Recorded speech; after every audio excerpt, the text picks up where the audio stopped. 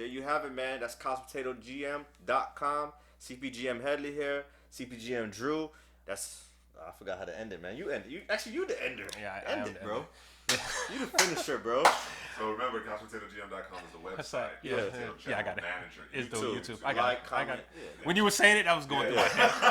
I did it better the first time. You did. Yeah. Oh, I knew looking at the camera. Is that where I'm? Okay, I just want to make sure I'm here, bro. You good now? Yeah. You sure? Yeah, let's get it, bro. All right. You ready for this? Hello, audience. CouchPotatoGM.com is CPGM Headley. I'm here with CPGM Drew. We're going to talk about Carson Wentz, that trade. I know it happened a while back, but, we haven't really discussed it yet. So let's talk about Carson Wentz going to the Indianapolis Colts. Yeah, man.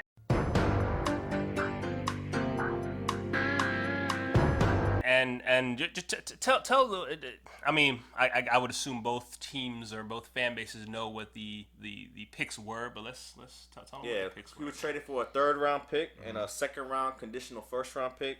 Right. It's a far cry from what he probably would have received a couple of years back, but the eye in the sky don't lie. And last season, man, Carson Wentz was terrible. He played horrible, man. Yeah, it's a guy who just didn't know when to give up on a play, and part of it is play calling, but the other part of it is you had a bunch of who's he throwing the football to? Yeah, personnel. Offensive line again injured once again. So you get that in that mentality of, okay, I got to make things happen, and I think for me what pushed this over the edge was when things were actually going well. There was only a matter of time before Carson Wentz messed that up. Yeah. Okay, so when you do that, when you see that on film, it's like, all right, he can't be here because if you screwing the good stuff up, around all this bad, then there's really no reason for you to be here. It's time to go. And you kind of saw that when they put Jalen Hurts finally in. He got his little sample size of work, and they had an opportunity to put Wentz back in. They didn't. I think that this trade is good for both sides. Yeah. I know there's a lot to be desired in Philadelphia in terms of Jalen Hurts. We'll get there. We'll speak about that. But I think this is definitely a good trade. Specifically, more for the Colts than for the Eagles, because the Eagles got what they call that dead money. Oh yeah, $33.8 million. Just $34 million. Just round it up. Yeah, round it up, man. Round it to the nearest whatever. What was that whole number? Do that, and you get $34 million. That's astronomical. It's kind of absurd. Yeah. But that tells you how bad they wanted him out of there. Wentz now goes to Indianapolis, where he has Frank Reich. He had his best statistical season. He was on pace to potentially win an MVP before getting injured, and he gets with him, man. Frank Reich's a quarterback whisperer, if you want to call him that, and Carson Wentz is not going to be asked to do much like he did in Philadelphia. You got that running game, you got that offensive line, Marlon Mack, Jonathan Taylor. So just hand the football off, make the plays here and there, secure that left tackle position. You got to protect them, but it's going to be a running team, man. Indianapolis is going to win on the ground and win with defense. So it's a lot of pressure off of Carson Wentz this season. Yeah, when you talk about the Indianapolis Colts, and people gonna hit me down in the comment section. I always say them quick. You gotta say them quick. You gotta I messed up earlier. You rewind the video. I slipped on Indianapolis too. The Colts, and Chris Ballard. It's I wouldn't say Chris Ballard is the best in terms of free agency, but I think he's a guy who builds a team within the draft. Knows the pieces to his team. Knows this is one of those teams. There's a couple teams in the league that are quarterback short. And this is one of those teams. He said, hey, I'm going to go get the guy that my coach had a great season with, lost Phillip Rivers, to retirement. God bless you with your salute, man. Your brood of children. Do the right thing by giving Frank Reich, and the quarterback who was struggling last year, put those guys back together. Maybe it's a match made in heaven. Again, this is a playoff team. Like Headley said, they're good to go on defense.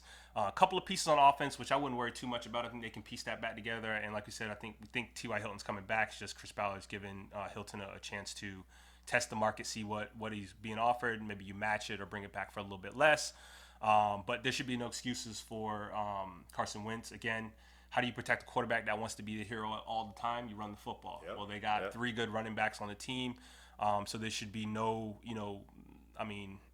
and a good offensive line. There's no excuses here. And if you fail here, then you right, reserved to be a backup, and that'll be the end of it. So Carson Wentz has something to prove, and how do we know he has something to prove? Because usually when a quarterback is traded to a new team, they get the number that they had coming from the old team. And there's some beef. We call it beef, or we just call it... I don't know what you call it, man. Okay. I know Carson Wentz wore number 11. Michael Pittman, his top receiver probably now, is wearing number 11. Didn't give him the jersey. Right. Michael Pittman was like, I seen the tape last year, man. Like we all seen it, bro. I can't just give you this number, man. So... Right. We're going to see. So you got to rock the deuce, though. Yeah, got to rock the deuce. Represent. But let's circle back real quick to the Philadelphia Eagles and what's going on there. It's a team that's kind of in flux. I like what I saw last year from them. It was kind of one of those fly by the seat of your pants types of things. Yeah. Teams didn't really know 100% what they were going to expect. It's only a small sample size of 4 games, 3 games, something like that. Teams going to be game planning against him now. He's the guy now. Right. And again, anytime you have, a quarterback, you drafted this guy, he could potentially be the future or is the future for the team. I think one of the things you have to do is you have to surround him with talent in terms of, obviously a good, solid offensive line, but weapons. Yeah. You know what I mean? And I think the Eagles need to do a little bit more of that in terms of surrounding him with what's needed. And they got a new coach in there. That's so we'll see, man. But again, I don't trust the GM. Hit me down in the comment section if you trust that GM for the Eagles, because I don't. Howie Roseman? Yeah. Yo, this man was the man a couple years back. He was doing everything. Right. Got the boys a Super Bowl and everything. 34 points. Why are we not trusting him now? $34 million in dead money. That's all. That's why you're not trusting him. I'm gonna leave it right there, man. Got you. I'll leave it right there. Yeah, I tend to agree with you with Jalen Hurts. I still think they need more weapons. I was encouraged what I saw from him last season. Right. He's a winner. He's won everywhere he went to. A leader. And I think that's what was missing with Carson Wentz a lot, man. That leadership that Jalen Hurts has.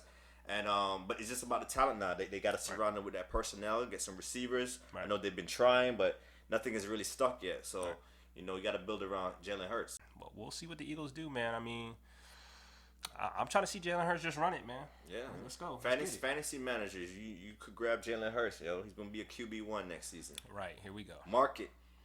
On the ground, man. I guess, when you throw that in there, can't fight it. Can't fight it. All right, man, that's the video. CouchPotatoGM.com is the website. Couch Potato General Manager is the YouTube channel. You guys go ahead and hit that subscribe, like, and share, man. I'm going to say it. I always say it. Don't be selfish. Don't be selfish.